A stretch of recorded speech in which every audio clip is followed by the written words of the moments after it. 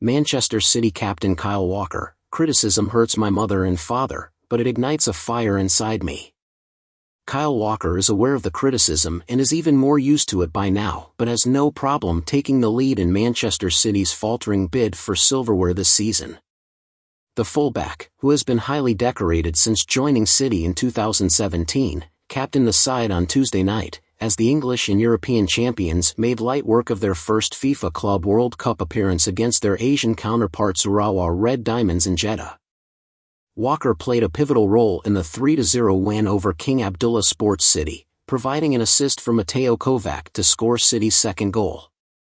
The win, and the championship in general, gives Pep Guardiola's team some respite from their recent domestic problems. City arrived in the kingdom after Saturday's 2-2 draw with Crystal Palace, when they squandered a 2-goal lead at home. The draw, which extended City's undesirable streak in the Premier League to 1 win in 6, means they sit fourth in the table, 5 points behind leaders Arsenal. This was followed by the discovery of errors, at least from the outside. "I'll always feel hot. If I didn't do something right, I would be scrutinized," Walker says. "This has been my whole career, but it gave me the motivation to keep going. You see that, and I've been getting a lot of criticism from the fans about being captain of the team, and it's all my fault. We're a team. We're in a team game. I've said it constantly throughout my career, if I wanted to play a sport on my own, I'd go and play tennis or golf. But I feel like being one of the more experienced players and the captain, I'm going to have to carry that burden, and it's something I have to carry on my shoulders. As I say to the players in the pre-match assembly, we are here because we went and achieved what we achieved, and no one is going to roll out the red carpet for us. We have to go there and earn what is right." Walker's words are rooted not only in Palace's collapse, but also in matches against Chelsea, Liverpool and Tottenham Hotspur in which City conceded late goals to equalize. "Teams are now thinking they can come and play against us and do what they do, which is what they get credit for," he says. "But especially against Liverpool, Tottenham and Palace, we're always defending. And that's not me sticking to defending. We're not finishing games like we used to where we go and score 3 or 4 goals or finish games. And we always defend on a knife's edge. But listen, we as defenders need to deal with that pressure, because sometimes we have to survive games and save the day sometimes." Walker is right that City may be, to some extent, a victim of their own success. Last year's historic treble, Premier League, FA Cup and Champions League, took the tally of Premier League titles to 5 in the past 6 years. They defended successfully this season, and are still in contention given the league is not even halfway there, becoming the first English team to win the league in 4 consecutive years. Adding world champions to their roll of honor may also change perceptions somewhat. Or, as Walker points out, maybe not. "I don't think we would have been looked at any differently for a good couple of years now," he says. "Because we will achieve what clubs like Liverpool and Manchester United have done, where we have done year after year for many years." He added, "Obviously being considered the best club in the world is a fantastic achievement, but the players know that we are probably only just starting to build the building blocks for this club. Clearly, clubs have won the Premier League in the past, but to continue doing so for a long period of time, as we have done, has never happened before. Hopefully we can start a new generation and pave the way for the young ones coming through. The likes of Phil Foden, Rico, Luiz, are emulating what we have been doing over the last 2 years. If City win the Club World Cup on Friday, where they will face South American champions Fluminense in the final, they will be only the second English club to lift 5 trophies in a calendar year, a 5th European Super Cup. Combine the quintet with 3 consecutive league titles, and City will have good reason to be considered the greatest Premier League team in history.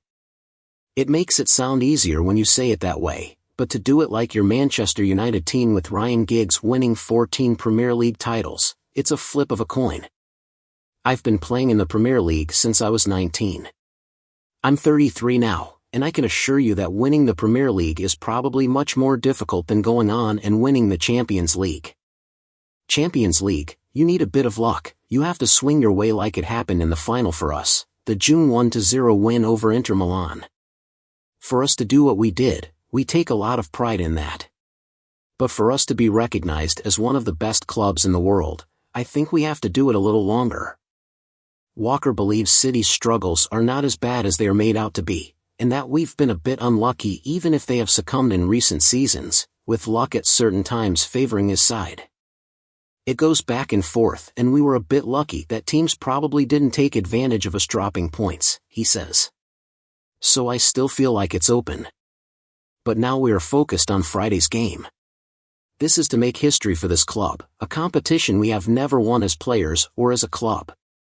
We'll go and tick that off and then get back to the Premier League with a very tough game at Goodison Park against Everton on December 27th.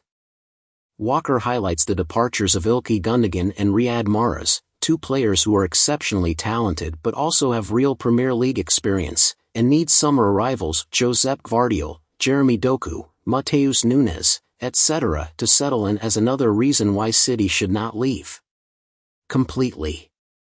Clicking into gear. But the team is not panicking. Far from it. We're there, I'm feeling confident, the players are feeling confident, and maybe that's what we need from this high level, a return to reality, and we'll be back now, Walker says. Hopefully this is the starting point where we continue the good run we seem to be doing over the Christmas period and get points. However, given how the matches are going, by the time City return to the league next week, they could be 10 points off the top. However, Walker isn't particularly worried about that either. No, not at all, he says. We were in this situation where we were leading on points and Liverpool were here, and then suddenly they attacked us. Whatever happens will happen, we can't do anything about the Premier League while we're here. Our next game is on the 27th, and then we play Sheffield United on the 30th. We'll take one game as it comes. The main focus of this tournament is to win this competition, not just come here to play for third and fourth place. Now we are in the final, let's go and win that. And then we will think about the Premier League when we come back. The inability to call up the team's most effective players, Erling Haaland and Kevin De Bruyne, for the match against Fluminense on Friday is undoubtedly hurting this immediate endeavor. However, with Haaland missing the past 2 weeks with a foot injury and De Bruyne missing since suffering a hamstring injury on the opening weekend of the Premier League, the pair have returned to training. Their availability will clearly provide a huge boost over the remainder of the season. It's huge, Walker says. You can't have players as good as them. I feel like the players have stuck together and we've tried to make sure they can come back as soon as possible. They've done a great job, especially Kevin, to come back from the injury he had during the time he was out, and he says he feels great. Who doesn't want to have Kevin De Bruyne on the field with them? Everyone does. Because he brings the goals, he provides the assists, he is probably one of the best players in the world.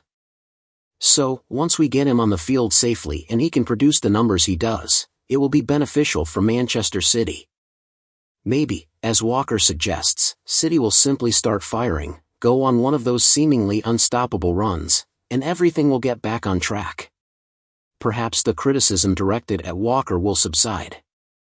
Understandably, it is difficult to ignore. But silence must be sweeter than that. You can send it, Walker says. It's normal. I have a mother and father who take care of me. And then, when their son gets beaten.